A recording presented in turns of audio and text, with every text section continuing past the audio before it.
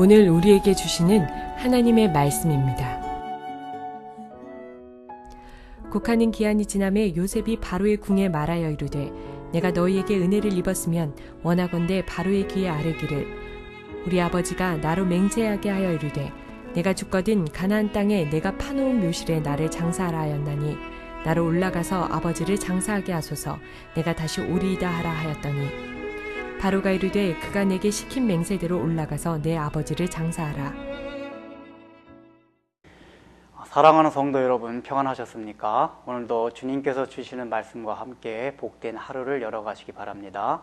오늘 우리에게 주실 하나님의 말씀은 창세기 50장 4절에서 6절 말씀입니다. 지금 이제 요셉이 야곱의 장례를 치르면서 그 시신을 미라로 만들고 70 애곡한 다음에 이제 야곱이 부탁한 막벨라 굴에 묵기 위해서 가나안으로 향하여만 했습니다. 그것을 위해서 바로 왕한테 재가를 받기 위한 조치를 취합니다. 그런데 지금 요셉이 있는 장소와 바로 궁과는 거리가 떨어져 있었기 때문에 이제 대신 다른 사람을 보냅니다. 그런데 다른 사람을 보낼 때 지금 오늘 표현이 4절에 뭐라고 되어 있습니까? 내가 너희에게 은혜를 입었으면 청컨대 바로에게 가서 고해달라고 말합니다. 이 표현이 이상하지 않습니까? 지금 요셉은 그 신하, 지금 보내는 신하한테 내가 너희들한테 은혜를 입었다고 얘기하고 있습니다. 근데 원래 실제적으로는 어떻습니까? 원래 실제적으로는 그 사람들이 요셉의 은혜를 입었습니다. 그렇기 때문에 오히려 요셉에는 군림하는 자세라든지 명령하는 자세, 윗사람의 자세로서 그 사람들의 명령을 해야 되는데 오히려 지금 요셉이 이 사람들한테 부탁을 하듯이 그리고 말을 하는 게 내가 너희들에게 은혜를 입었기 때문에 라고 얘기를 하고 있습니다.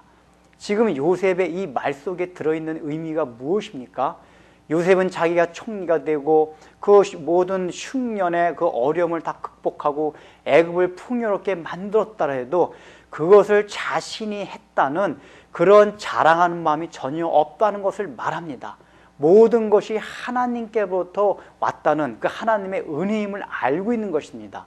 그렇기 때문에 그가 오히려 다른 사람에게 내가 은혜를 준 것이 아니라 다른 사람들로부터도 은혜를 받고 은택을 받고 살아가고 있다는 그 의식이 요셉에 있었다는 것을 말합니다. 오히려 지금 요셉이 거꾸로 그 사람들한테 은택을 줬기 때문에 자랑하는 마음이 있다면은 오히려 요셉의 마음속에는 그 사람들에게 군림하려는 마음이 있을 것입니다. 그러나 오늘 요셉의 이 태도를 보면서 요셉은 평상시에도 사람들 위해 군림한 것이 아니라 섬김으로 살아왔다는 것을 알 수가 있습니다. 오히려 그들로 하여금 내가 너희들의 은혜를 받고 사는 자라고 그렇게 생각하고 있는 것입니다. 한번 생각해 보십시오. 바로 애굽이 있었고 애굽의 흉년이 있었고 애굽 사람들이 있었기 때문에 사실은 요셉이 그렇게 하나님의 은혜를 입을 수 있는 또 기회가 주어진 것입니다. 요셉은 그런 의미에서 내가 또 너희들한테 은혜를 입었다고 얘기하고 있는 것입니다. 오늘날 보면 우리 그리스도인들이 잘못하고 있는 것 중에 하나가 안 믿는 사람들이 그런 얘기를 합니다. 너희 믿는 사람들은, 예수 믿는 사람들은 뭔가 우리가 잘해줘 가지고 어떤 우리들 때문에 일이 잘 되고 성사됐는데도 불구하고 감사하는 건 전혀 우리들한테는 감사하지 않고 이거 하나님의 은혜로 됐다고 하면서 하나님한테만 감사하는 얌체 같은 짓을 한다라고 흔히들 얘기합니다. 물론 궁극적으로는 그게 하나님의 은혜로 오는 것입니다. 하나님이 그런 세상 사람을 통해서 우리에게 은혜를 준 것입니다. 그러나 중요한 것은 우리가 하나님께로부터 궁극적인 은혜를 받았지만은 그 과정에 있는 세상 사람들한테 고마움을 표시해야 한다는 것입니다. 나는 하나님께서 왔으니까 너희들한테 고마울 필요 없다. 그런 자랑거리, 그런 것을 삼으면 안 된다는 얘기입니다. 우리는 늘 겸손한 마음으로 하나님께로부터 오는 은혜가 있으면 내가 그래서 어떤 탁월한 능력이 있고 많은 업적을 남겼다 해도 그런 업적을 남기는 그 과정에서는 많은 세상 사람들의 도움이 필요합니다. 내 주위의 사람들의 많은 힘이 필요합니다. 그 사람들에 대한 감사하는 마음과 내가 이런 업적을 이루는 것은 바로 여러분들의 힘과 여러분들의 은혜를 입었기 때문이다 하는 그러한 겸손한 마음이 우리 그리스도인들에게 있어야 한다는 것입니다. 그런 마음이 없을 때 세상 사람들은 오히려 우리들을 염치 없고 몰지각한 사람이라고 욕을 합니다. 요셉은 그렇게 살았기 때문에 바로왕도 그렇고 모든 신하와 백성들이 그를 존경하고 더욱더 그를 따르게 된 것입니다. 오늘날도 우리 삶 가운데 여러분이 받은 은사가 많습니까? 은혜가 있습니까? 그 은혜와 은사로 인해서 많은 업적을 남기고 많은 탁월한 능력을 지금 가지고서 생활하고 있습니까? 그렇다면 그것 때문에 자랑하지 마십시오. 내가 은혜를 많이 받았으니까 그런 마음이 아니라 오히려 은혜를 많이 받았지만은 결국은 그것이 하나님께로부터 온 것이요, 또한 그 과정상에서 많은 사람들의 그러한 힘과 도움을 받았다는 것을 생각하고 내 주위에 있는 모든 사람들에게 은혜를 베풀 수 있는 그런 마음을 가지십시오. 아브라함도 그랬습니다. 그가 나그네를 대접할 때 내가 여호와 하나님께 은혜를 받았사오니 라고 얘기하면서 나그네를 대접합니다. 나그네를 대접하는 게 자기의 자랑거리나 자기가 잘나서가 아니라 은혜를 받았기 때문에 나가는 것이라고 얘기합니다. 바울도 얘기합니다.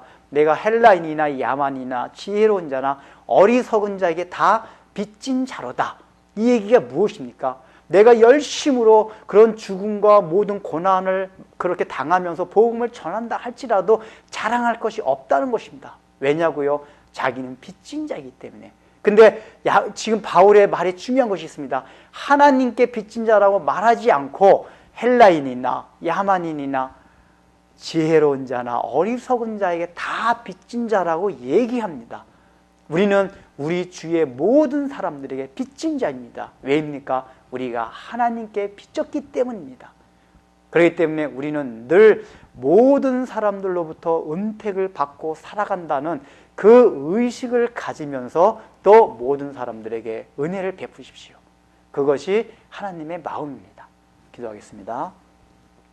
하나님 아버지, 요셉은 자신이 국무총리에 있고 그렇게 흉년 가운데서 애국을 풍요롭게 만드는 업적을 남겼음에도 불구하고 지금 바로 왕에게 자기의 가나안 땅에 갈 것에 대한 그 보고를 신하들에게 보내면서도 자기 아랫사람이면서도 내가 너희들에게 은혜를 입었다는 겸손한 표현을 하고 있습니다. 얼마나 그가 많은 업적을 자기 자랑으로 생각하지 아니하고 하나님의 은혜로 여겼기 때문에 나오는 말이 아닙니까? 오늘날 우리의 삶 가운데서도 우리가 하나님의 많은 은혜와 은사를 받아서 또 큰 업적을 남기고 큰 능력으로 살아간다 할지라도 그것이 하나님께로부터 나온 것임을 알고 바울의 고백과 같이 그것이 또한 하나님의 은혜이면서 내 주위에 있는 모든 사람으로부터 내가 은택을 받고 살아간다는 의식을 가지며 내 주위 사람들에게 겸손한 마음으로 섬기며 은혜를 베풀며 살아가게 하여 주옵소서. 예수님의 이름으로 기도드립니다. 아멘.